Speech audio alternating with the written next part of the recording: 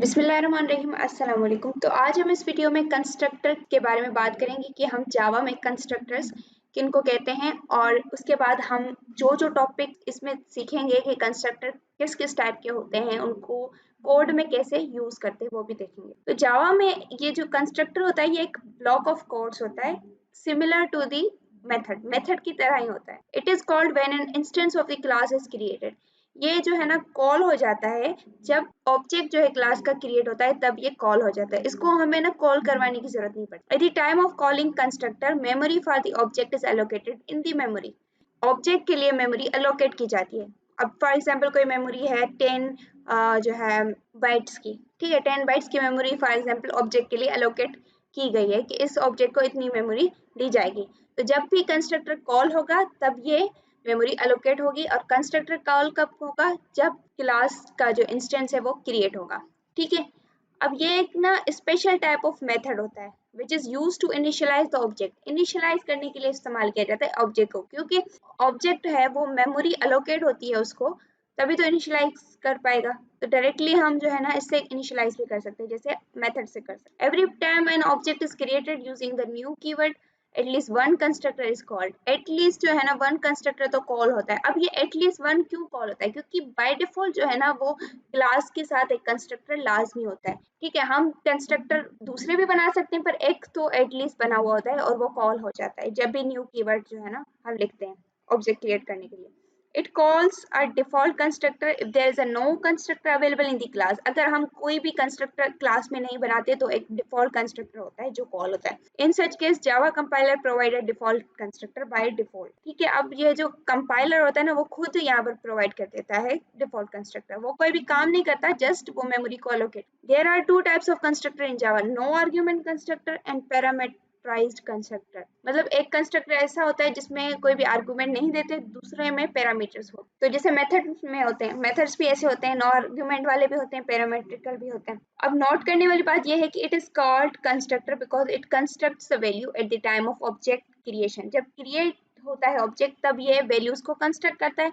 It is not necessary to write a constructor for a class के लिए constructor जो है राइट करने की जरूरत नहीं है, बिकॉज की जावा कंपाइलर क्रिएट करता है डिफॉल्ट कंस्ट्रक्टर अगर आपकी क्लास में कोई कंस्ट्रक्टर नहीं है तो। पर अगर आप खुद कंस्ट्रक्टर बनाना चाहते हैं और उनके बेनिफिट्स क्या हैं और उनसे क्या क्या मदद मिलती है, तो उसके लिए रूल्स हैं कि जो है क्रिएटिंग जावा कंस्ट्रक्टर। 3 रूल्स हैं। एक है कि constructor name must be same as its class name. Class के नेम जैसा ही होना चाहिए, कोई डिफरेंट जो है उसका नाम नहीं होना चाहिए, वो मेथड हो जाएगा। कंस्ट्रक्टर में must have no explicit return type. हमें कोई भी रिटर्न टाइप नहीं देनी, वो खुद ही जो है ना वो कोई भी चीज रिटर्न नहीं करेगा, ठीक है, तभी वो कंस्ट्रक्टर कहलाएगा। उसके बाद जो है Java constructor can not be abstract, static, final and synchronize. Java constructor static नहीं हो सकता, एब्स्ट्रैक्ट नहीं हो सकता, मतलब जाहिर बात है वो ऑब्जेक्ट क्रिएट करने के लिए होता है तो एब्स्ट्रैक्ट कैसे होगा। फाइनल नहीं हो सकता, उसकी वैल्यू जो है वो चेंज होती रहती है, ठीक है।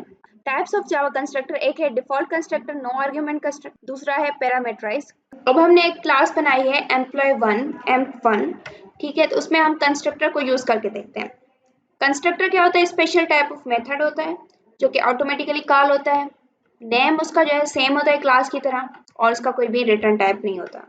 अब क्या करते हैं, हम एक नो आर्ग्यूमेंट कंस्ट्रक्टर बनाते हैं। बाय डिफॉल्ट भी कंस्ट्रक्टर बन जाता है अगर हम कोई भी कंस्ट्रक्टर ना बनाए तो, ठीक है, वो कॉल हो जाता है। उसमें क्या होता है कि सिर्फ मेमोरी एलोकेट होती है और बाय डिफॉल्ट वैल्यूज जो है वो इन स्टेट्स को आ जाती है, ठीक है, वो भी हम देखते हैं। एक यहाँ पर जो है नो आर्ग्यूमेंट कंस्ट्रक्टर बना देते हैं।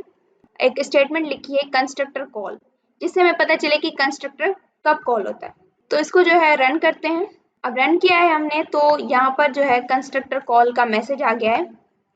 अब हमने क्या किया था, यहाँ पर एक ऑब्जेक्ट क्रिएट किया था एम्प1 क्लास का, m1 ऑब्जेक्ट क्रिएट किया था। तो जब भी हमने ऑब्जेक्ट क्रिएट किया तो कंस्ट्रक्टर कॉल हो चुका है, ओके। तो अब ये हम क्या करते हैं कि हमें कैसे पता चले कि जो है कंस्ट्रक्टर कॉल हुआ है, तो उसमें वैल्यू भी असाइन हुई है कि नहीं हुई, क्योंकि हमने यहाँ पर तो कोई वैल्यू नहीं दी और हमारे कंस्ट्रक्टर में भी कोई वैल्यू नहीं है, यहाँ पर कोई आर्ग्यूमेंट नहीं देना है।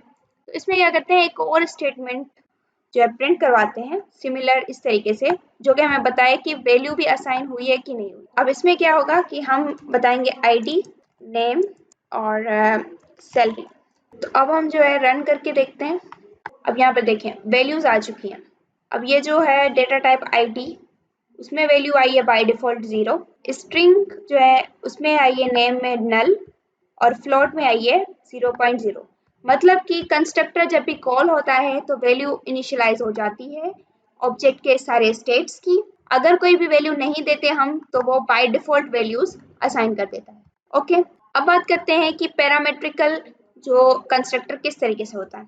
उसमें क्या करते हैं, कंस्ट्रक्टर सिंपल बनाते हैं, पब्लिक और उसका क्लास का नाम, पर उसमें जो है पैरामीटर्स देते हैं। ये हमारे स्टेट्स हैं, एट्रीब्यूट्स हैं, उनकी जगह पर यहाँ पर हम लोकल वेरिएबल्स बनाएंगे सिमिलर टू देम, और उसके बाद जो है अंदर हम जो है उनको असाइन कर देंगे। जैसे आई जो वेरिएबल है लोकल वेरिएबल, उसकी वैल्यू हम आईडी को असाइन करेंगे, एन की वैल्यू हम जो है नेम को असाइन करेंगे, और एस की वैल्यू सैलरी को असाइन करेंगे। अब हम उसको क्या करते हैं, देखते हैं आउटपुट में एक दूसरा ऑब्जेक्ट क्रिएट करते हैं, ऑब्जेक्ट 2, और उसमें हमने जो है ना वैल्यू भी दे दी है। तो अब ये वैल्यू असाइन होंगी और हम जो है उनको डिस्प्ले भी करते हैं। एक फंक्शन बनाया है जो कि डिस्प्ले करके बताता है वैल्यूज को। अब ये ऑब्जेक्ट दूसरा है तो फिर वैल्यू वाला डिस्प्ले वाला भी दूसरा आएगा। अब यहाँ पर वैल्यू जो है वो बता रहे हैं कि दूसरे ऑब्जेक्ट में 1 वैल्यू है, और नेम जो है वो फलक है, और फिर उसके बाद सैलरी है, और पहले वाले का बता रहा है कि उसमें 0 है और नल है और 0.0 है। तो इस तरीके से पैरामीट्रिकल कंस्ट्रक्टर बनाए जाते हैं। कंस्ट्रक्टर ओवरलोडिंग इन जावा। अब जो है जैसे मेथड ओवरलोडिंग होती है, उसके अलावा कंस्ट्रक्टर ओवरलोडिंग भी सिमिलर तरीके से होती है। कंस्ट्रक्टर ओवरलोडिंग इन जावा इस टेक्निक है having more than one constructor with different parameters. उसमें क्या करना होता है कि हमें पैरामीटर्स की लिस्ट सिर्फ डिफरेंट करनी होती है, और they are arranged in a way that each constructor performs a different task. ऐसे होता है कि उसकी जो ईच कंस्ट्रक्टर होता है वो डिफरेंट टास्क परफॉर्म करता है, और they are differentiate by the compiler by the number of parameters in the list. और कंपाइलर को कैसे पता चलता है कि डिफरेंशिएट कैसे होंगे, तो उसमें डिफरेंट या तो पैरामीटर्स की लिस्ट होगी या तो उसके टाइप्स हैं, डेटा टाइप्स डिफरेंट होंगे उन लिस्ट में। अब हम बात करते हैं कि जो कंस्ट्रक्टर्स हैं वो मल्टीपल भी हो सकते हैं, ओवरलोडिंग भी कर सकते हैं हम कंस्ट्रक्टर्स की। तो एक कंस्ट्रक्टर हमने बनाया है डिफॉल्ट वाला, दूसरा कंस्ट्रक्टर हमने बनाया जिसमें 3 हमने पैरामीटर्स दिए हैं, और तीसरा कंस्ट्रक्टर हमने बनाया जिसमें 2 पैरामीटर्स दिए हैं। तो ओवरलोडिंग करने के लिए कंडीशन ये है कि या तो हम नंबर ऑफ पैरामीटर्स चेंज करें या तो हम उनके डेटा टाइप्स चेंज करें। तो हमें डेटा टाइप्स चेंज नहीं करने, हम नंबर ऑफ पैरामीटर्स जो है ना चेंज कर देते हैं। यहाँ पर फ्लोट ऐसा है तो यहाँ पर सिर्फ नेम तक रखते हैं, फ्लोट सैलरी नहीं देते। तो अब इसमें क्या होता है कि हम क्या करते हैं, आई की वैल्यू जो है ना आईडी में देते हैं, एन की वैल्यू नेम में देते हैं, और फिर हम जो है एक स्टेटमेंट प्रिंट करते हैं जिसमें बताते हैं कि ये जो हमने इनिशियलाइज करवाई है स्टेट की वैल्यूज, तो वो यहाँ पर प्रिंट भी करें। तो पहले हम जो है वो यहाँ पर ऑब्जेक्ट दूसरा क्रिएट करते हैं, सॉरी यहाँ पर ऑब्जेक्ट क्रिएट करते हैं जिसकी वैल्यूज हमने सिर्फ 2 दी हैं। अगर हम जो है एक और ऑब्जेक्ट हमने यहाँ पर क्रिएट किया है M3, तो उसकी वैल्यूज 3 दी हैं तो 3 वैल्यूज असाइन होगी, और अगर हम सिमिलर 2 वैल्यूज देंगे तो फिर 2 वैल्यूज असाइन होगी। तो ओवरलोडिंग का मकसद ये होता है कि अब यहाँ पर जो है ना ऑब्जेक्ट क्रिएट करते वक्त जो है वो फैसला किया जाता है कि वैल्यूज कितनी असाइन होंगी। ठीक है, तो जितनी वैल्यू दी जाती है उतनी ही वैल्यू वहाँ पर पुट हो जाती है। अब देखें रन हुआ है, तो जो पहला है उसमें वैल्यू ये असाइन हुई है, और जो दूसरा है उसमें सिर्फ 2 वैल्यूज असाइन हुई हैं। और ये जो M3 है उसमें तो हमने 3 वैल्यूज दी थी, पर वो हमारे पास शो नहीं हो रही क्योंकि हमने उसका जो है वो कोई भी मेथड नहीं बनाया। अब इसका मेथड बनाते हैं तो अब ये भी वैल्यू हमारे पास शो होगी। ठीक है, यहाँ पर जो है 2 की वैल्यू। जावा कॉपी कंस्ट्रक्टर। अब इसमें जो है ना जावा में कोई भी कॉपी कंस्ट्रक्टर नहीं होता, पर फिर भी हम जो है ना एक ऑब्जेक्ट की चीजें दूसरे ऑब्जेक्ट में कॉपी कर सकते हैं। तो उसके जो है ना वो डिफरेंट वेज होते हैं, कंस्ट्रक्टर के थ्रू भी कर सकते हैं या फिर सिंपली जो है ना वैल्यू असाइन करके भी हम कर सकते हैं एक ऑब्जेक्ट की दूसरे ऑब्जेक्ट। ठीक है, तो हम जो है एग्जाम्पल से सीखते हैं कि जो है कंस्ट्रक्टर के थ्रू किस तरीके से की जाती है। अच्छा, तो अब हम बात करते हैं कि कंस्ट्रक्टर के थ्रू हम कॉपी कैसे कर सकते हैं। तो उसके लिए हमें जो है कि एक क्लास बनानी होगी और कुछ एट्रीब्यूट्स डालने होंगे। ठीक है, अब हम एक कंस्ट्रक्टर बनाते हैं उसी क्लास का, और उसमें कुछ वेरिएबल्स जो है एज ए पैरामीटर देते हैं, क्योंकि कंस्ट्रक्टर तो आपको पता है कि वैल्यूज़ को इनिशियलाइज करने के लिए होता है। तो फिर यहाँ पर जो आई है वो आईडी में चला जाए, एन है वो नेम में चला जाए वैल्यू, जब हम यहाँ पर ऑब्जेक्ट क्रिएट करें। दूसरा कंस्ट्रक्टर बनाते हैं जिसमें जो है पैरामीटर में डेटा टाइप student2 इस का पैरामीटर हो गया, और उसके बाद हमने उसका जो है वेरिएबल का नाम दिया है। अब क्या होगा कि जो आईडी है उसमें s.id आएगी, ठीक है, नेम में s.name आएगा, और डिस्प्ले हो गया system.out, मतलब आईडी और नेम डिस्प्ले होगा। तो मेन फंक्शन बनाया है जिसमें हम अपने क्लास के थ्रू एक ऑब्जेक्ट क्रिएट करेंगे s1, और उसमें कुछ आर्ग्यूमेंट्स देंगे, नंबर आईडी देंगे 111 और नेम देंगे फलक। एक और ऑब्जेक्ट क्रिएट करेंगे s2, अब उसमें जो है ना हम सिमिलर चीज़ें जो है s1 की डालना चाह रहे हैं, तो इसीलिए जस्ट हम उसके आर्ग्यूमेंट में क्या देंगे, s1 देंगे कि जो s1 में मौजूद हैं चीज़ें वो यहाँ पर हो जाए, मतलब कि s1 में जो वैल्यूज़ हैं वो s2 में भी आ जाएं। तो अब डिस्प्ले करेंगे दोनों को तो सेम रिजल्ट आएगा, क्योंकि यहाँ पर हमने कॉपी किया है। तो हम जब रन करेंगे, डिस्प्ले करवाएंगे, तो सेम आएगा s1 और s2 की रिजल्ट, क्योंकि हमने यहाँ पर कॉपी किया है। ओके, और उसके बाद जो है ना कॉपिंग वैल्यू विदाउट कंस्ट्रक्टर। अगर हम कंस्ट्रक्टर के विदाउट कॉपी करना चाहते हैं वैल्यूज को, तो हम क्या करते हैं, assigning the object values to the another object. एक ऑब्जेक्ट की वैल्यू जो हमारे पास पड़ी होती है ना, वो दूसरे ऑब्जेक्ट को असाइन कर देते हैं।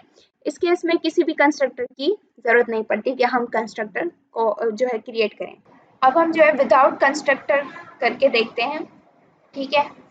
अब उसमें भी सिमिलर हम क्लास बनाएंगे, कुछ उसमें एट्रीब्यूट्स होंगे, और एक कंस्ट्रक्टर होगा जो कि इनिशियलाइज करवाने के लिए इस्तेमाल किया जाएगा, और दूसरा कंस्ट्रक्टर ये बस डिफ़ॉल्ट कंस्ट्रक्टर होगा। अब यहाँ पर जो है डिस्प्ले करवाने के लिए हम जो है एक फंक्शन बनाते हैं, और उसमें जो है एक प्रिंट करवाते हैं आईडी और नेम, ठीक है। अब जो है मेन फंक्शन हमने बनाया है, और उसके बाद student2 में एक हम ऑब्जेक्ट क्रिएट करते हैं s1, तो उसके हम आर्ग्यूमेंट्स यहाँ पर दे देते हैं, आईडी है 111, नेम है करण। ओके, उसके बाद जो है हम दूसरा ऑब्जेक्ट बनाएंगे, दूसरे ऑब्जेक्ट को हम सिंपली बस क्रिएट कर देते हैं, ठीक है। अब हम क्या करते हैं, s2.id इक्वल्स टू s1.id लिखते हैं, मतलब कि जो s2.id है उसमें s1.id सेम कर दें, डाल दें, s2.name में s1.name की वैल्यू डाल दें, ठीक है। अब डिस्प्ले करेंगे तो सेम आ जाएगी। ये विदाउट कंस्ट्रक्टर हम सिंपली जो है ना ऑब्जेक्ट के थ्रू कॉपी करवा रहे हैं, एक ऑब्जेक्ट को दूसरे ऑब्जेक्ट की वैल्यू दे रहे हैं, तो ये सिमिलर आंसर आएगा।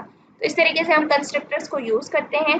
अब अगर हम बात करें डिफरेंस की कि कंस्ट्रक्टर और मेथड में क्या डिफरेंस होता है जावा में, तो सिंपल डिफरेंस है यहाँ पर।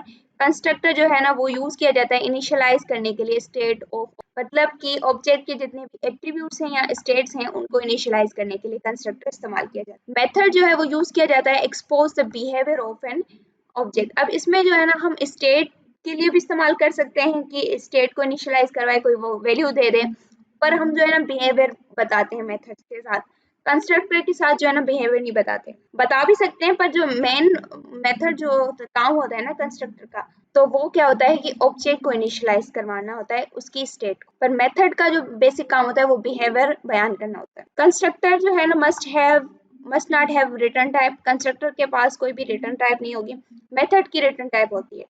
कंस्ट्रक्टर इन्वोक्ड इम्प्लिसिटली, मतलब खुद ब खुद इन्वोक हो जाता है जब भी ऑब्जेक्ट क्रिएट करता है, पर जो मेथड है वो इन्वोक्ड होता है एक्सप्लिसिटली, मतलब हमें उसको इन्वोक किया जाता है, करना पड़ता है, कॉल करके उसका नाम कॉल कर। जावा कंपाइलर जो है ना वो प्रोवाइड करता है डिफॉल्ट कंस्ट्रक्टर, अगर हम कोई भी क्लास के लिए कंस्ट्रक्टर नहीं बनाते तो। मेथड जो है वो प्रोवाइड नहीं किया जाता कंपाइलर के थ्रू, हमें खुद जो है मेथड बनाना पड़ता है, कंपाइलर कोई भी मेथड प्रोवाइड नहीं करता। कंस्ट्रक्टर नेम जो है वो सेम होना चाहिए क्लास नेम, पर जो मेथड नेम है वो सेम भी हो सकता है क्लास नेम के और डिफरेंट भी हो सकता है। तो डिफरेंशिएट कैसे होगा, मेथड में ऑलवेज रिटर्न टाइप होगी और कंस्ट्रक्टर में रिटर्न टाइप नहीं होगी, ठीक है। तो आई होप कि आपको ये जो है समझ में आ गया होगा, और अगर इसके रिलेटेड आपका कोई क्वेश्चन है तो वो आप बता सकते हैं, और जावा में मोस्टली यही चीज़ें होती हैं कंस्ट्रक्टर में, और इसके अलावा कोई भी कॉन्सेप्ट है तो वो भी आप कमेंट्स में लिख सकते हैं, और कोई भी क्वेश्चन है तो वो भी बता सकते हैं। Thank you very much for watching this video.